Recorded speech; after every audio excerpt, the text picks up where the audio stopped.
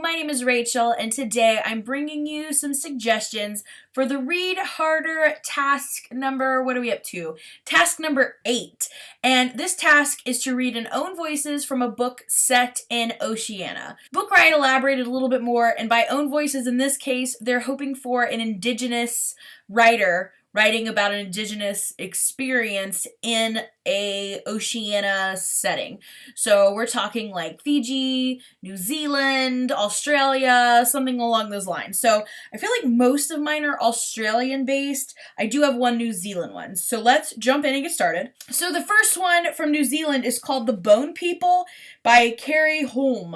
As I said, this takes place in New Zealand. I believe the author is from New Zealand. And this focuses on the Maori tribe. I'm probably saying that incorrectly. And this is supposed to be kind of a strange mystery where this boy shows up at the woman's house and tries to steal something from her, but then returns something even better. And the woman ends up kind of falling in love with this boy's foster father.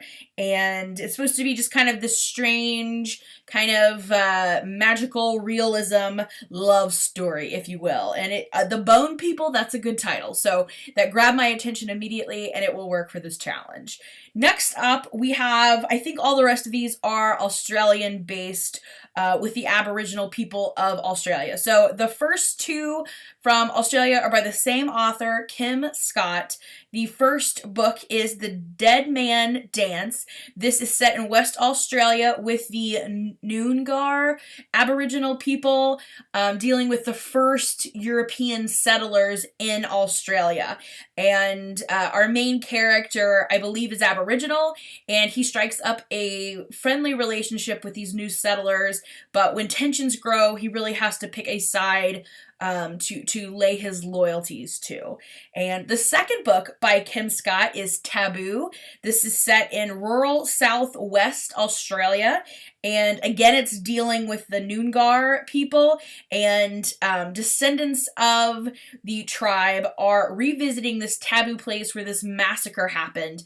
And from what I can tell, it seems like the massacre happened because of like racial tensions between white people and the Aboriginal people originally. And it seems like this land is cursed, so the current owner of the property has invited some of the Aboriginal people from the tribe back to try to fix the bad blood literally in the area. So those are both by Kim Scott. Next up, I have the first book in a series. So maybe you've read one of these, or maybe you just want to keep reading these, but it's the first book in the series called The Tribe. That's what the series is called. The first book is The Interrogation of Ashala Wolf, and the cover is insane for this one. I really like the cover. And it's by Amberlynn Quemelina. Quemelina. I'm sorry if I butchered your name, but I do love Amberlynn. That is such a cool name.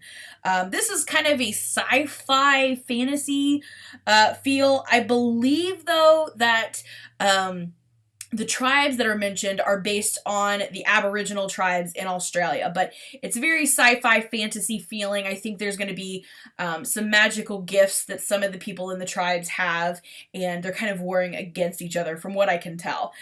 This one looks very interesting just based on the cover, though. It just really draws me in.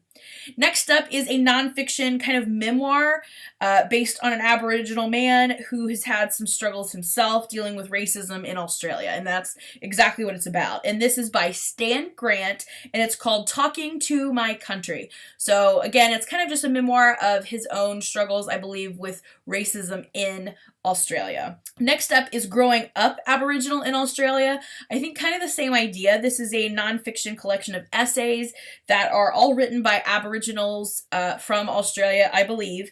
And it is edited by Anita Heiss, but again, a lot of these authors are Aboriginal. I think all of them probably are Aboriginal, and it's just an anthology of diverse authors dealing with diverse problems regarding Aboriginals in Australia. Next up is a YA book. I believe the only YA book I have on the list, specifically YA, and this is called Sister Hart by Sally Morgan, and I believe this is told in verse. So the whole thing is told through poems, which I'm beginning to like more and more. I didn't used to, but they're growing on me. And this one is about, it wasn't super clear exactly, but from what I gathered, it was a girl from North Australia, and she's sent to live in an institution. I'm not sure what kind. Like, are we talking like a medical facility? Or are we talking like a school institution? Because sometimes they'll call schools that.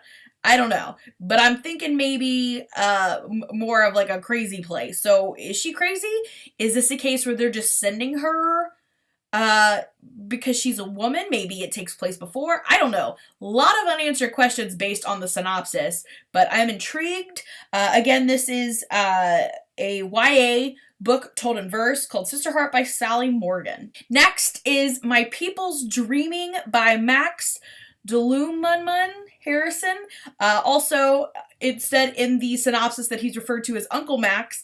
He is an elder in the Yuin, I believe, tribe, and this is just a book on him reflecting on the traditions and the teachings and just the culture surrounding his Aboriginal tribe.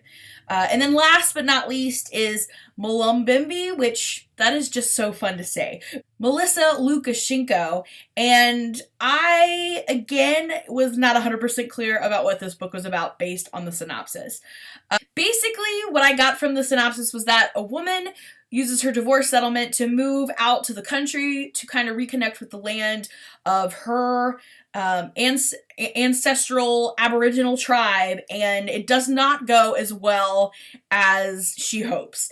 One of the phrases on this review that I saw was darkly funny, so I'm not sure exactly how that'll show up in this, but I love the name. Mullumbimby just is really fun to say. I'm probably saying it wrong, but it's still fun to say. So all of these are contenders for my pick for task number 8. If you have an Oceania Own Voices book that you would like to recommend to me, I'm absolutely open to hearing it. Thank you for watching. And this was a super fun challenge to try to find, because I don't think I ever would have just sought out one of these type of books on my own. It just would never have really crossed my mind. But I'm glad this challenge exists. Thank you to Book Riot for such a fun challenge. And thank you so much for watching. I will see you again in the next video. Bye for now.